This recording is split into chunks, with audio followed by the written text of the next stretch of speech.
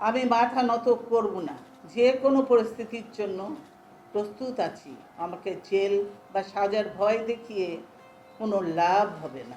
BNP chairperson ও সাবেক প্রধানমন্ত্রী বেগম খালেদা জিয়াকে জঘন্যতম মিথ্যা মামলায় কারাগারে বন্দী রেখে শেখ হাসিনা তিলে তিলে মৃত্যুর দিকে ঠেলে দিয়েছেন বলে অভিযোগ করেছে বিএনপি। বিএনপির দাবি, ফ্যাসিবাদী হাসিনার ব্যক্তিগত প্রতিহিংসার শিকারে পরিণত হয়েছিলেন বেগম খালেদা জিয়া। ২ বছরের বেশি সময় ধরে কারাগারে তাকে সব ধরনের চিকিৎসা থেকে বঞ্চিত রাখা হয়েছে। এই ঘটনার দায় থেকে শেখ হাসিনা কোনোভাবেই রেহাই পাবেন না। স্বৈরাচারী শেখ হাসিনা দেশনেত্রীকে কারারুদ্ধ করা হয়। লাখ লাখ মানুষের উপস্থিতিতে বেগম খালেদা জিয়ার জানাজার ময়দান এক মহাসমুদ্রে পরিণত হয়। রাজধানীর মানিক মিয়া এভিনিউয়ে জাতীয় সংসদ ভবনের দক্ষিণ প্লাজা ও আশেপাশের এলাকাগুলো লোকে লোকারণ্য হয়ে ওঠে। জানাজার আগে সমবেত জনতার উদ্দেশ্যে ৩ বারের সাবেক প্রধানমন্ত্রীর জীবন বৃত্তান্ত পাঠ করেন দলের স্থায়ী কমিটির সদস্য নজরুল ইসলাম খান। ফ্যাসিস্ট হাসিনার অন্যায় ও অবিচারের ঘটনা তুলে ধরে সঙ্গে সঙ্গে শেখ হাসিনার বিচারের দাবিতে জনতার ভেতর থেকে গগনবিদারী স্লোগান ওঠে। স্লোগানে স্লোগানে প্রকম্পিত হয়ে ওঠে গোটা ময়দান। নজরুল ইসলাম বলেন, ফ্যাসিবাদী হাসিনার ব্যক্তিগত প্রতিহিংসার শিকার হয়ে মিথ্যা মামলায় ২০১৮ সালের ৮ ফেব্রুয়ারি থেকে ২ বছরের বেশি সময় ধরে কারাগারে আবদ্ধ ছিলেন আমাদের নেত্রী বেগম খালেদা জিয়া। চিকিৎসার অভাবে গুরুতর অসুস্থ হয়ে পড়েন দেশনেত্রী। সমগ্র দেশবাসী সাক্ষী যে হেঁটে তিনি কারাগারে প্রবেশ করেছিলেন, কিন্তু নির্জন কারাগার থেকে তিনি বের হলেন চরম অসুস্থতা নিয়ে। ফ্যাসিবাদী হাসিনার ব্যক্তিগত প্রতিহিংসার শিকার হয়ে মিথ্যা মামলায় ২০১৮ সালের ৮ ফেব্রুয়ারি থেকে ২ বছরের বেশি সময় অন্ধকার কারাগারে আবদ্ধ থাকার সময় উপযুক্ত চিকিৎসার অভাবে দেশনেত্রী দারুণভাবে অসুস্থ হয়ে পড়েন। সমগ্র দেশবাসী সাক্ষী, পায়ে হেঁটে তিনি কারাগারে প্রবেশ করেছিলেন, কিন্তু নির্জন কারাগার থেকে তিনি বের হলেন চরম অসুস্থতা নিয়ে। দলের পক্ষ থেকে পাঠ করা এ জীবন বৃত্তান্তে বিএনপি স্থায়ী কমিটির এ সদস্য আরও বলেন, দেশ বিদেশের চিকিৎসকরা আমাদের জানিয়েছেন, গৃহবন্দী থাকা অবস্থায় ৪ বছর তাকে বিদেশে নিয়ে উন্নত চিকিৎসা না দেওয়ায় তার অসুস্থতা ক্রমেই বেড়েছে। ফলে এভাবে মৃত্যুর কাছে হার মানতে হলো এ অপরাজেয় নেত্রীকে। তাই এ মৃত্যুর দায় থেকে ফ্যাসিবাদী হাসিনা কখনো মুক্তি পাবেন না।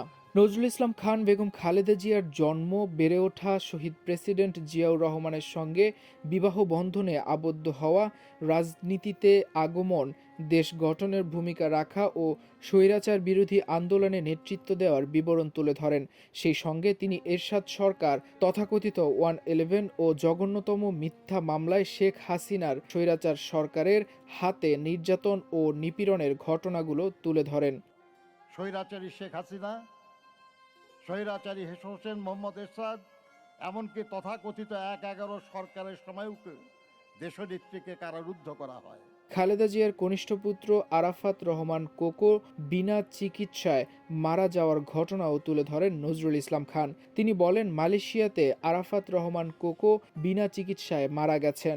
তার লাশ যখন দেশে আনা হয়, তখন বেগম খালেদা জিয়াকে গুলশানে গৃহবন্দী করে রাখে শেখ হাসিনার ফ্যাসিস্ট সরকার। বেগম খালেদা জিয়ার আপোষহীন চরিত্র তুলে ধরে বিএনপির পক্ষ থেকে পাঠ করা এ পত্রে বলা হয়েছে, তিনি ছিলেন দেশে ও দেশের জনগণের স্বার্থে আপোষহীন এক লড়াকু সৈনিক। তিনি কখনো আধিপত্যবাদী বিদেশি শক্তির কাছে মাথা নত করেননি। কোনো হুমকি, ভয় ও প্রলোভন তাকে দুর্বল করতে পারেননি। আপোষহীন বৈশিষ্ট্যের কারণে তিনি দেশবাসীর হৃদয়ে গভীর স্থান করে নিয়েছেন। তিনি ছিলেন ফ্যাসিস্ট বিরোধী আন্দোলনের অনন্ত এক অনুপ্রেরণা। অপরদিকে ফ্যাসিস্ট হাসিনা তার বিরুদ্ধে একের পর এক মিথ্যা মামলা দিয়ে হয়রানি করে। আজ তিনি সব অভিযোগ থেকে মুক্ত হয়ে অনন্তকালের পথে চলে গেছেন। নজরুল ইসলাম খান এ বক্তব্য দেওয়ার সময় বারবার কান্নায় ভেঙে পড়েন। ফ্যাসিবাদী হাসিনা স্রেফ প্রতিহিংসা চরিতার্থ করার জন্য দেশনেত্রীকে তার শহীদ স্বামীর স্মৃতি বিজড়িত বাড়ি থেকে উৎখাত করে এবং মিথ্যা অভিযোগে ১৭ বছরের কারাদণ্ডে দণ্ডিত করে। তবুও আধিপত্যবাদী অপরাজনীতির সাথে তিনি আপোষ করেননি। আপোষ করেননি মত প্রকাশের স্বাধীনতা কিংবা ভোটাধিকারের প্রশ্নে। ফলে তিনি হয়ে উঠেছিলেন ফ্যাসিস্ট শাসন বিরোধী লড়াইয়ের অনন্ত অনুপ্রেরণা। শেখ হাসিনার অপকর্ম, জনঘৃণা ও ভারতে পলায়নের বর্ণনা দিয়ে নজরুল ইসলাম খান বলেন, বেগম খালেদা জিয়া তার সঙ্গে রয়েছে দেশের কোটি কোটি মানুষের শ্রদ্ধা ও ভালোবাসা। অপরদিকে যারা তাকে গৃহহীন করেছে, পুত্রহারা করেছে ও তিলে তিলে মৃত্যুর মুখে ঠেলে দিয়েছে, সেই ফ্যাসিস্ট হাসিনা পালানোর আগে তার রান্না করা খাবারও খেয়ে যেতে পারেননি। অন্যদিকে যারা তাকে জেলে পাঠিয়েছে, যারা তাকে গৃহহীন করেছে, তারা রান্না করা খাবার খেতে পারেনি, পালিয়ে যেতে বাধ্য হয়েছে। মৃত্যু পরোয়ানা এখন তার মাথার উপর ঝুলছে। খালেদা জিয়ার কাছে এ দেশের মাটি ও মানুষ ছিল সবকিছু। তিনি এ দেশের শেষ নিঃশ্বাস ত্যাগ করলেন। দেশনেত্রী বেগম খালেদা জিয়া বলতেন, দেশের বাইরে আমার কোনো ঠিকানা নেই, বাংলাদেশ হলো আমার ঠিকানা। এই দেশ, এই দেশের মাটি ও মানুষ আমার সব কিছু। চিরচেনা এই দেশের মাটিতেই তিনি শেষ নিঃশ্বাস ত্যাগ করেছেন। আজ এই দেশের মাটিতেই তার শহীদ স্বামীর পাশে তিনি শায়িত হবেন চিরদিনের জন্য।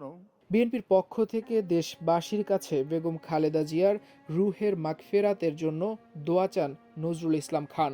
এক মহিষী নারী, এক সংগ্রামী রাজনীতিবিদ, এক দেশপ্রেমিক রাষ্ট্রনায়কের অনন্য কর্মজীবনের উদাহরণ, যা এক অনুসরণীয় দৃষ্টান্ত হয়ে থাকবে ভবিষ্যৎ প্রজন্মের রাজনৈতিক নেতাকর্মীদের জন্য। দেশনেত্রী বেগম খালেদা জিয়া বলতেন, দেশের বাইরে আমার কোনো ঠিকানা নেই, বাংলাদেশ হলো আমার ঠিকানা। এই দেশ, এই দেশের মাটি ও মানুষ আমার সব কিছু। চিরচেনা এই দেশের মাটিতেই তিনি শেষ নিঃশ্বাস ত্যাগ করেছেন। আজ এই দেশের মাটিতেই তার শহীদ স্বামীর পাশে তিনি শায়িত হবেন চিরদিনের জন্য।